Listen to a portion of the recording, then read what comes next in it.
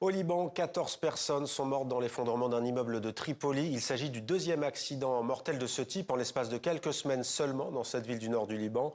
Le maire parle d'une ville sinistrée. Le Premier ministre Nawaf Salam dénonce de son côté, je cite, la négligence accumulée depuis de longues années. Le récit de Mevalo. Les opérations de recherche se sont poursuivies toute la journée de lundi, sous les yeux des riverains. L'immeuble de 5 étages situé dans l'un des quartiers les plus pauvres de Tripoli, dans le nord du Liban, s'est effondré dimanche soir. Personne de la municipalité ni aucun autre responsable n'est venu sur place pour vérifier l'état du bâtiment ou nous prévenir. Personne ne nous a avertis, rien. Personne ne se soucie de vous quand vous êtes pauvre. 8 personnes seulement ont pu être extraites vivantes des décombres, 14 autres ont péri. Un nouveau drame 2 semaines après l'effondrement de cet autre immeuble, tuant 2 résidents qui avaient refusé d'évacuer comme demandé par les autorités juste quelques heures avant. L'immeuble s'est effondré à 3 heures du matin. Personne ne s'est soucié de notre sort. Personne ne nous a proposé son aide. Nous avons perdu nos meubles, notre maison, tout. Sans ma fille pour nous accueillir, nous serions à la rue.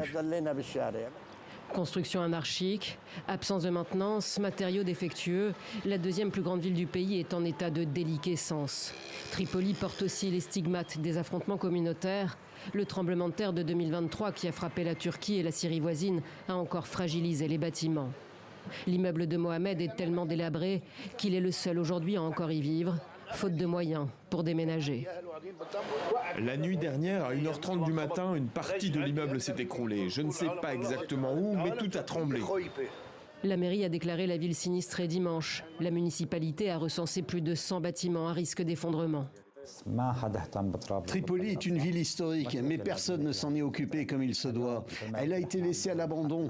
L'État est le principal responsable. Mais la culture de ses citoyens, qui ne rénovent ni ne réparent et qui mettent leur vie en danger à cause des difficultés économiques et des guerres successives, a également sa part de responsabilité. Le Premier ministre a annoncé lundi l'évacuation au cours du prochain mois de 114 immeubles et le versement d'une allocation logement pour les familles concernées.